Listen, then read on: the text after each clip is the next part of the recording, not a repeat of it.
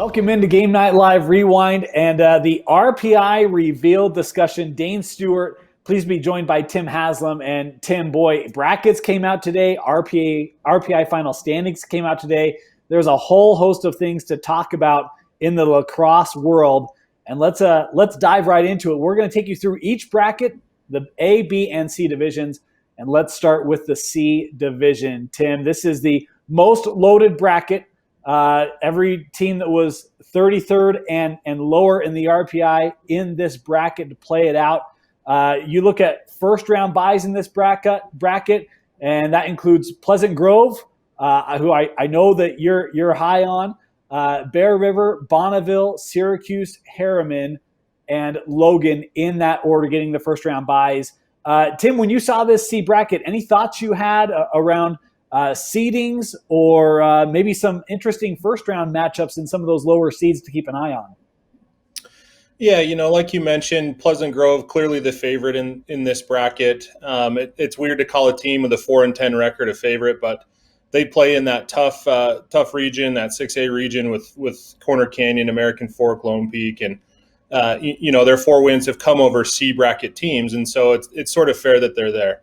You look at their 4 wins. They beat Skyridge twice. They beat Highland 21-7 and beat Timpanogos. And so they're clearly the favorite. They played Harriman last night and won 16-0.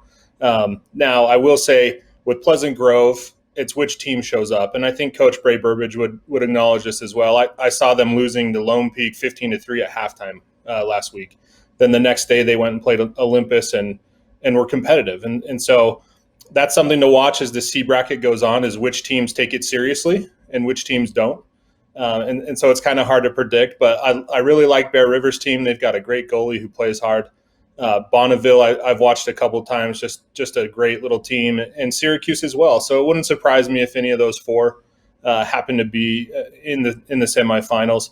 You look at a couple matchups, Judge and Utah Military Academy. They're region opponents, and Judge won both of those games 12-0, 14-1. So, probably a great first-round game there for Judge. Springville Provo, also a region game. Springville won their regular season matchup 14-6. So, couple nice little matchups there, Dane. I'm excited for that. But at the end of the day, if Pleasant Grove takes it seriously, then I think we'll see them with the trophy.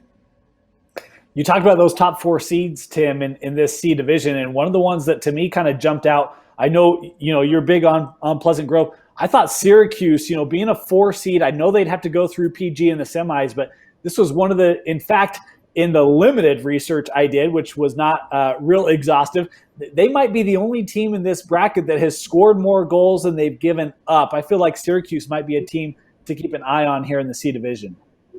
Yeah, it's sort of a product. The RPI is sort of a product of their region as well. They play in the region with Weber, Davis, who are both A teams, and then Fremont, who's just on the cusp of the B. And so similar to Pleasant Grove, they play in a tough region, but, have taken their lumps. Tate Craig leads them, great little player, so lots of talent. And, yeah, that semifinal matchup between those 2 teams could be really exciting. And even before that, you look at like a team like Harriman who, is well coached. They're young. But this is a perfect opportunity for them to come in and make a mark. Tim, one of the things that you talked about depends on which team you get. And in a C division, totally understandable that some teams might come in with making this their chance to turn around their season, end it on a high note. When you look at the teams in the C division, any sleepers that you think, maybe come out of that first round could get an upset or 2 over the course of this tournament? Again, it's hard to have teams with losing records, talking about sleeper teams, but no one really stood out, to be completely honest with you. Maybe Harriman is probably what I would pick in that regard. Like I said, they're young, but these kids have been playing for a long time, and they're a product of splitting with Mountain Ridge. You look at the Mountain Ridge team, and if Mountain Ridge and Harriman were still together, well, that's a top 5 squad for sure. So probably Harriman would be my vote in that regard. Tim, I think you've probably said it, but a pick. Who do you have winning this C division? It's with a caveat. If Pleasant Grove comes out the way that they did against Olympus and not against Lone Peak, then I'm going to pick Pleasant Grove. All right. I'm going to roll with the Vikings as well. I think this is a team that, obviously, tough region, and in some of those games, out of some of those games, but an opportunity here for them to end their season on a high note, taking away C Division. Should be a fun tournament to follow. We're going to have that championship game for you right here on KSLSports.com, and can't wait to bring that to you. Let's move on to the B Division, Tim, and this is where it starts to get really interesting. There was a team that I had kind of slated in as being in this B Division, and they aren't. So we'll talk about that later. But top half of this bracket, we start off Weber, the number 1 seed in this B Division, taking on Roy. Just an excellent game. It's another region game. Weber won both of these games 12-9 and 11-6. So pretty competitive. Those are excellent scores, not blowouts. And, Ace Nichols at Weber, just a stud of an athlete, 73 goals on the season, 49 assists. He's actually going to take a PG year next year and go play for one of the legendary coaches in lacrosse, Dom Starja, back in Virginia. So an excellent opportunity for him. It's one of those things, Dane, where you look and you say that a team plays each other 3 times. Usually it favors the person who lost, and so you got to look at Roy and maybe they like their chances. But I think Weber has really come on late in the season, and I really like them. So I'd have to go with Weber in this one. Yeah, squish easily too. He made our all-name team for the Weber Warriors last week. The 8-9 matchup, Box Elder at Northridge, should be an interesting one as well. Yeah, these two teams on paper are pretty close. Northridge 8-8, Box Elder 7-8. They had a common opponent in Farmington. Farmington beat both of them. But just an excellent little matchup. I think the home field advantage at Northridge is real, and so I think that I would go with the Knights in this one. We've got a team here that is one that certainly raised my eyebrows in the 4 seed. The Alta Hawks going to be hosting Ridgeline. Yeah, and Alta coming in 10-6 on the season. Anytime you get 10 wins in a season, that's considered a good season. But you look at those 6 losses and who they came from were top teams. And so this team is very experienced. I featured Coach Hiroba on my podcast last week. Just an excellent coach. He's been coaching since 2002 at Alta. He's made a couple stops around the league and at different schools, but Alta, very experienced. Again, a team with lots of players who play club and have been playing a long time. Ridgeline, sort of a newer program, and so Alta clearly the favorite. And then a team here, Tim, that was right around the top 10 through about halfway part of the season before having a disappointing second half, is the number 5 seeded Wasatch Wasps will take on the East Leopards. These two teams played in the regular season. Wasatch won 10-9 in overtime. And so I expect this game to be very similar. I think East will come out and really want to take revenge for that game. Wasatch will want to come out and show them that game was a fluke. And so it'll be a great game. You look at that 5-12, that's the common matchup in March Madness for upsets. And so I think I'm not going to pick East. I think Wasatch will win, but I think it will be a fantastic game. Well, I'll tell you, we talked about Weber, the number 1 seed in this division. A little bit of a drop-off between 1 and 2 in the B division is Riverton coming in at that number 2 seed. They will host Salem Hills.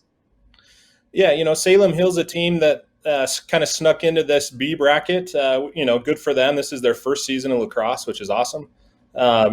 These two teams played way back when, Dane, on March 19th. Riverton won that game 19-2. I expect a similar result in this one. And when I say drop-off, I mean in regards to the RPI. Weber was right on the edge of that A division. I didn't mean that in terms of any comparativeness, Weber and Riverton, but the RPI felt like there was a differentiator there between the 16 and 17 seeds. We'll move on. Westlake, the number 7 seed out of Region 4, and they will host the Lehigh Pioneers in the first round. What a great game for these two schools, right? Westlake split off from Lehigh probably 4 or 5 years ago. I don't believe any of the kids on Westlake's current team were on that Lehigh high school team, but through the youth league, they definitely were. So just a fun little regional game right there. Westlake, these two teams played on March 9th. Westlake won 22-6. Both teams have obviously improved, but Westlake's the definite favorite. And then how about Skyview, the number 3 seed in the B division, taking on the Maple Mountain Golden Eagles? I love this matchup because of the geography, right? Maple Mountain has to travel clear to Skyview. about as far north as you can get. Maple Mountain, one of the most southern teams we have. And so that alone should make this an interesting game to see how they handle that. They have a common opponent in Ridgeline. Maple Mountain lost to them, and Skyview beat them. Skyview, the number 3 seed in the B bracket. So I definitely think Skyview wins, maybe a 6 or 8 goal game here. And then our final first round matchup in this B division, a team I think you got to keep an eye on. They play a lot of teams tight. The number 6 seeded Bountiful Braves will host Copper Hills. Bountiful is a great team. They're coached by Pete Jordan, a Bountiful alum. Cam Redmond is an assistant coach who played at the University of Utah, who I know pretty well. These two teams are very evenly matched, despite being the 6 and 13 seed. If you look at their stats, Bountiful scoring 11 goals per game, giving up 8. Copper Hills is scoring 9 and allowing 9, and so they're very comparable on paper. Both teams are 9 and 7. Honestly, Dane, I'd pick Bountiful just because I've seen them more, but it wouldn't surprise me if Copper Hills won. Tim, when you look at this B division, any surprises to you as you saw how the RPI shook out here? Weber is a little bit of a surprise. They had been tracking at that 14, 15, 16 slot, and so when the bracket came out, that was the first thing that I noticed. And so the question I always get is, would you rather be the 1 seed in the B bracket or the 16 in the A? You asked it last night, right? Yeah. And so I still don't have a great answer for you, to be completely honest. You look at a team like Weber, hasn't had a ton of success over the years, and so maybe this is the best spot for them. Or you look at Skyline, who's won a championship back in 2005. Maybe the A bracket is more their speed. And so that was one surprise. I know that there's nothing that can be done about this, Dane, but I don't love a region game as your first round matchup. Yeah. I think that's weird. Obviously, that's just how the cookie crumbled in this case, but that's another thing that stood out to me. Roy's sitting there going, man, we got to play Weber again, right? Or they're sitting there going, yeah, we get to play Weber again because they've lost twice. I really like that 8-9 game with Northridge Box Elder, and then the game we just talked about, Bountiful Copper Hills. As far as a sleeper, it wouldn't surprise me to see like Wasatch in that final game. It wouldn't surprise me to see Westlake in that final game. In years past, when we've used the RPI in this B bracket, it is the most competitive. Like I was saying last night, it's kind of the top of that bell curve. It's the teams that are most similar to each other. We've seen number 6 seeds get to the championship game. We've seen number 4 seeds win it. And so really anything's possible, Dane. And that's the beauty of the B bracket. One of the things I was going to ask you about sleepers, and I mean, one of the things I think the RPI, I don't want to say it misses on, it just doesn't really compensate for, are some of those close matches. I mean, because we talk about a Wasatch team that really, I don't want to say they had Farmington on the ropes, but that game is competitive deep in the fourth quarter. And this is a Farmington team that didn't lose this year. We'll see where they kind of landed with all of this here in just a few minutes. But that Wasatch team has shown they can play with the best of the best. You look at an Alta team that this is one of the top defenses, certainly of the teams in the B division. And so, coming in at a 4 seed, that kind of surprised me a little bit. Some of the matches that they played in that were tight, maybe they don't get credit for that because it just comes across as a loss and affects a winning percentage. So I do feel like this division has some depth in terms of teams that can be legit contenders.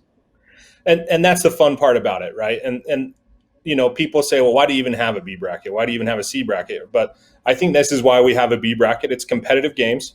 It gives these programs an opportunity to go and win a championship. I won't call it the state championship. I believe that that's reserved for the Division A bracket winner. But to go out there and compete, right? And that's what athletics are all about: going out there, competing, just playing that next game, and that's the beauty of the B bracket. Tim, I got to ask you. I understand someone hit you up and asked you the question: could we have every Division I by a Region 4 team? And this would probably be the division that is maybe at risk of that. How do you like Westlake with their matchup and their path here? Is that possible? That would mean a first-round win over Lehigh, which I predicted would happen. You look at the rest of that bracket going up against Riverton, I probably would pick Westlake. You start to get into the 3-6 game. Westlake Bountiful, I think, would be a fantastic game. If there was a team, yeah, like you're saying, this would be the tricky one. Like I said, though, Dane, anything's possible. It wouldn't surprise me to see a 10 seed in there. I don't think it'll be Lehigh, but with this B bracket, Dane, anything is possible. And so, yeah, having that region win every bracket would certainly make for interesting banter moving forward. As if Region 4 needed more of that, and somewhere Kevin Garnett is smiling with anything is possible. Tim, who is your pick? Who do you have coming out and winning the B division? I've seen Weber play several times. Like I said at the beginning, I think that they're trending in the right direction at the right time. So it wouldn't surprise me to see them. Alta is extremely well coached, and I, like we've talked about Wasatch. So I would say probably one of those three teams would be my pick. If at the end of the day I had to, I'm going to go with coaching experience. That's kind of where I would lean. And so in that case, it would be number 4 Alta. Coach Aroba's been part of several championships. He's won 3 as a head coach with Brighton, was an assistant coach when Brighton won it in 2011, I believe, maybe 2010. And so, he's been to big games. He's played in big games. He's coached in all those big games. And so I'd have to pick Alta. Man, Tim, I thought I was going to sneak one past you there. I thought you were going to go elsewhere. I was going to ride with Alta as well. Talk about their scoring defense. They just do not give up a lot of goals. And you see the way that they play. Every game is tight. I tend to lean with defense, so I'll lean with the Alta Hawks as well. Well, now we'll move on to the meat and the A bracket. This is the one that everyone's been interested in. Obviously, I think everyone kind of knew before things came out, Corner Canyon going to be the number 1 seed. Indeed, that is the case, as they will host the Skyline Eagles, who got that 16 seed here in the first round of the A division. It's not really an interesting matchup, to be completely honest here. Corner Canyon should roll pretty easily. I was surprised to see Skyline in that 16 seed. It's not that they don't belong. I think, I've seen a couple other games. I was at their Farmington game. I was at their Highland game last night. There wasn't a lot there that really impressed me that really makes me think that this game would be close. Corner Canyon has been demolishing people. I don't see this one being any different.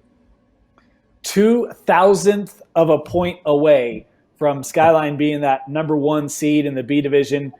That was the separation that got them in this A division. Our 8-9 matchup, oh man, Tim, this is a good one. Fremont, the number 9 seed, heading to take on the Cavemen of American Fork.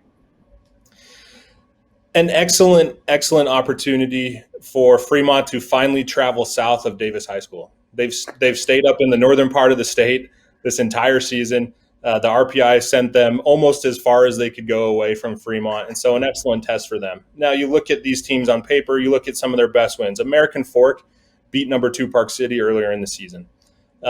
Fremont's best win is number 16 Weber. And so, you kind of look at that.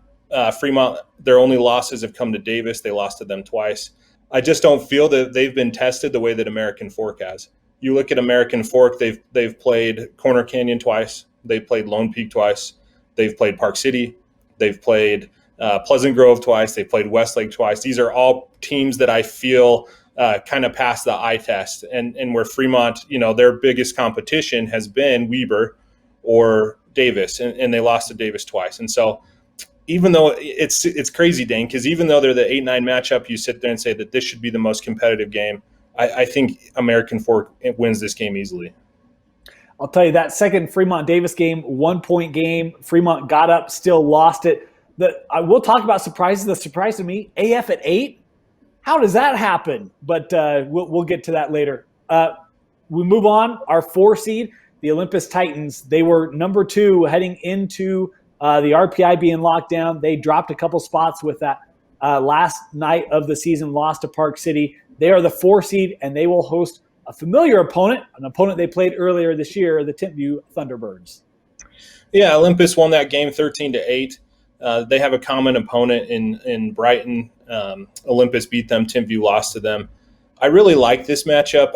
I think Timpview plays just a nice style of lacrosse, and so it'll be exciting to see these two teams. I feel they're very similar, right? They don't have a ton of size on the offensive end. They're kind of all the same height and weight, right? You kind of just have clones of each other, and then great goalies.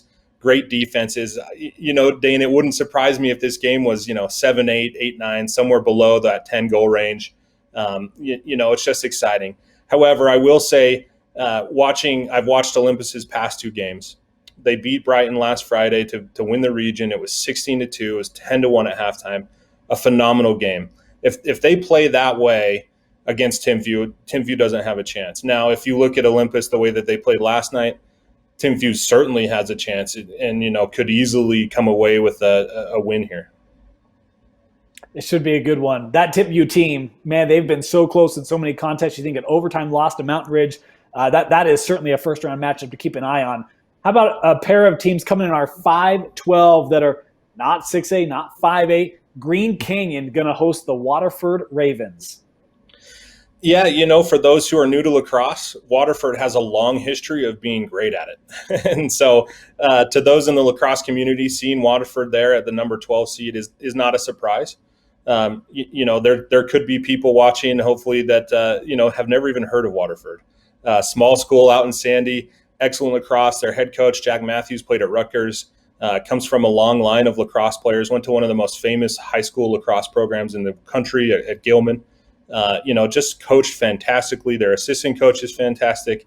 Just top to bottom, they run a great program. And so that's why you see this small school competing, in this top A division bracket. Similarly, for Green Canyon, they are a 4A school. So one of the smaller ones up there in Cache Valley. But again, excellent coaching. Coach Oldham has been coaching for a long time. He's actually won the B bracket, the B division, several years ago when he was coaching at Skyview. So just an excellent matchup. These two teams played in the regular season. Green Canyon won 15-10. And here's what you're going to watch with this one. Waterford is traditionally very methodical. They take their opportunities when they come. They're very fundamentally sound, where Green Canyon is very physical. And so this is what this game comes down to. It's really what this game comes down to for every Waterford game. What's going to win, brains or brute strength. And so that'll be fun to watch. Again, another 5-12 matchup that isn't really clear on paper. Well, I'll tell you, we moved to the bottom end of the bracket. And Tim, man, usually you do all that work to get to a number 2 seed. And how do you get rewarded? You get the Lone Peak Knights, who gave Corner Canyon a run in a last game of the year loss. Lone Peak, the number 2 seed, will host, or Park City, the number 2 seed, will host Lone Peak. Look, Dane, after last night watching Park City, I've watched their last 2 games in person. Any other time of the season, you may think that this would be a great matchup, but I think that Park City is just peaking at the right time. They're playing phenomenal lacrosse. It's fundamentally sound. They're having contributions all over the field. And so, it's an exciting matchup. I will say, though, with Lone Peak having Garrett Haas and Luke Tucker, fantastic players, right? The second that Haas gets his hands free, it's going in. It's a fantastic shooter, fantastic player. And so that'll really be the key for the Miners. These two teams played in the first game of the season. Park City won that game 21-18. So it's kind of a shootout. I don't think this one will be a shootout, but you got to go with the number 2 seed. You got to go with Park City at home, despite Lone Peak being a great team. If Bo Hawthorne plays like he did against Olympus, it's going to be tough for anyone to beat the Miners. He was on fire. How about a 7-10 matchup coming at you? Juan Diego, the 10 seed, heading to take on Mountain Ridge. When the RPI was first released back in the 1st of April, Juan Diego was the team that everyone kind of scratched their head at. Juan Diego has a history of being great at lacrosse, a little bit down this year, but then you sit there and go, well, geez, they've only lost twice, right? They've lost to Waterford, and they lost to Farmington, number 3 Farmington. And so, you look at their record and go, well, they deserve to play, right? And so it's funny, their best win is number 12 Waterford. Their best loss is number 12 Waterford, right? These both teams are 14-2. But when you look at those 2 losses, like I said, Juan Diego's are Farmington and Waterford. Mountain Ridge's 2 losses, number 1 Corner Canyon, number 2 Park City. And so, you kind of start looking at that. You look at Mountain Ridge's schedule. It's far tougher than Juan Diego's. I got to give the edge to the Sentinels. We've talked about Farmington a couple times, and we haven't talked about Farmington. We'll do it right now. The number 3 seed, Farmington Phoenix, will host the Brighton Bengals in the first round of the A division. These 2 teams played at the beginning of the season. Farmington won that game 10-8. Farmington was up I want to believe like 10-4, 10-2, something like that late in the game, and Brighton kind of came back. Farmington started that game without two of their starters, who are now some of their leading scorers, and so that's something to consider. Again, though, this was months ago, Dane, right? Both teams have improved significantly, and so I expect it to be a close game. I had one coach tell me that Brighton probably had the easiest path to upset, to get into the semifinals. I don't know that I agree with that, but I think this one will be closer than the 30-14 seed probably should be. They both beat Bountiful. They both beat Skyline in the regular season. So I expect a great game. It should be a great game. And that Farmington team, I'll tell you, they have that kind of sneaky feel about them where it's like, I don't want to say they fly under the radar because they've been, top 5 for a majority of the year. But that bunch, it's got a lot of depth, a lot of guys that can step up on any given night. And undefeated year for Farmington. They'll try to keep that going here in the playoffs. Our final first round matchup, the 6-11 matchup, Davis, the 6th seed, hosting the Bingham Miners.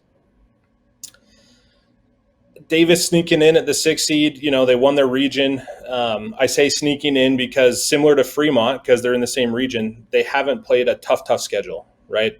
Their worst loss is to number 2 Park City, who just came down and kind of throttled them, to be honest. Their best win is number 9 Fremont. They beat them twice.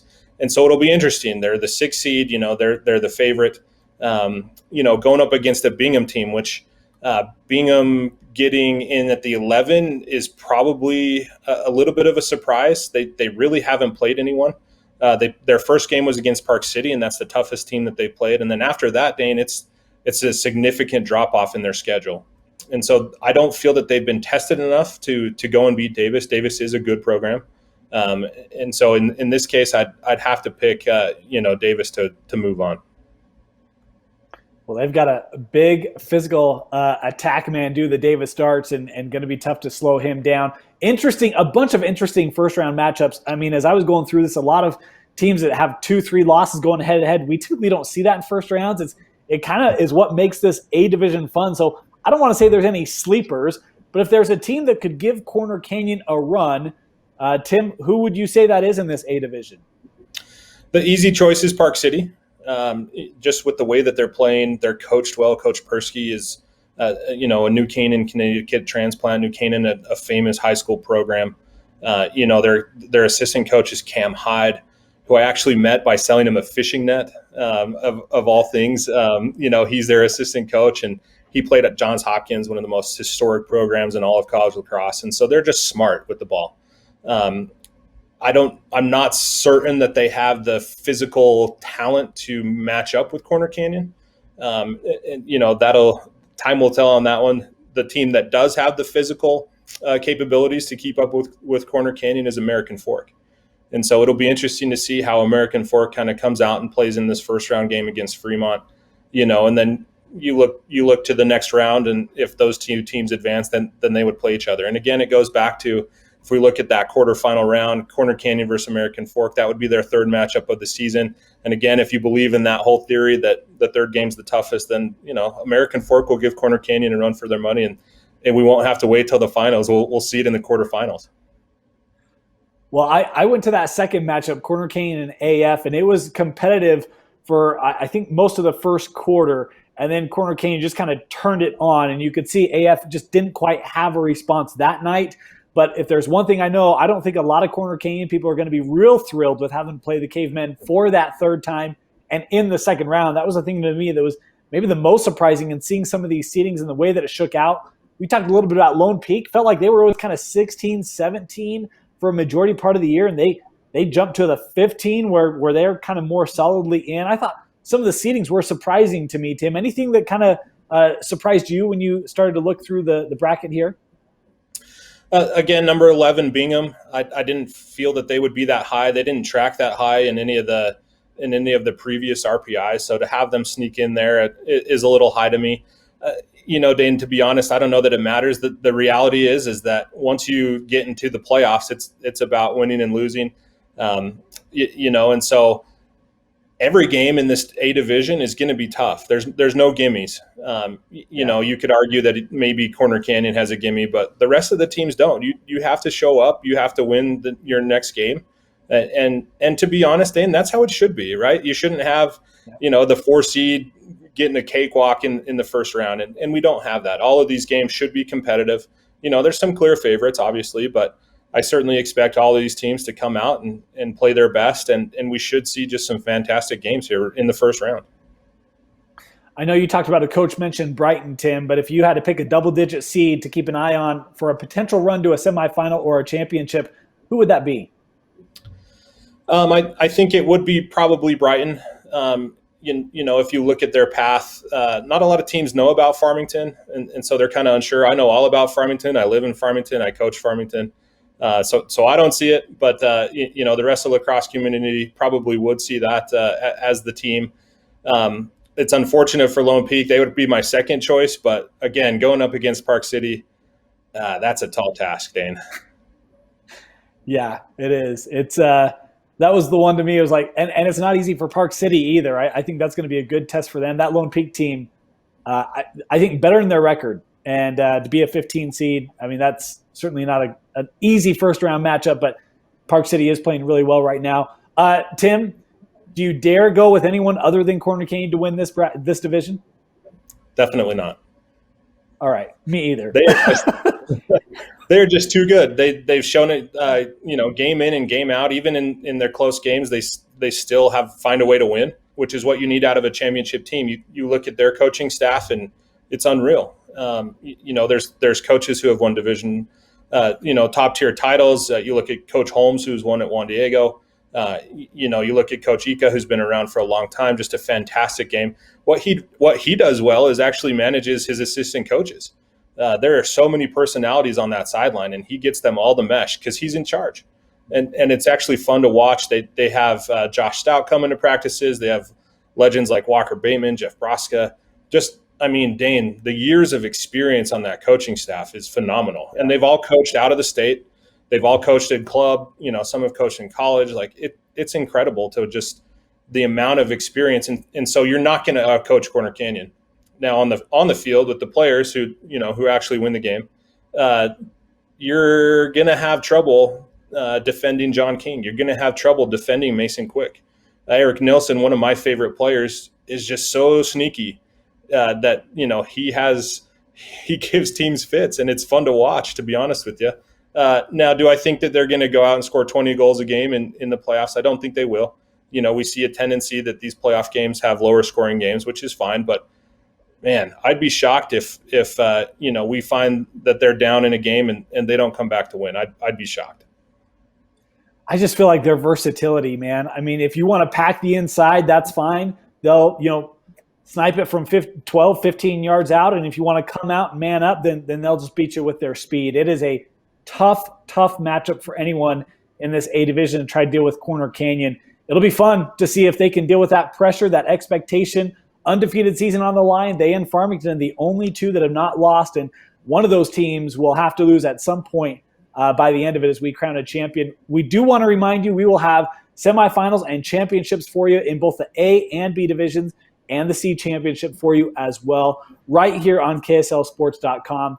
Tim, want to thank you so much for joining us. Any final thoughts you have on the A, B, or C brackets here as we get ready to get our postseason underway?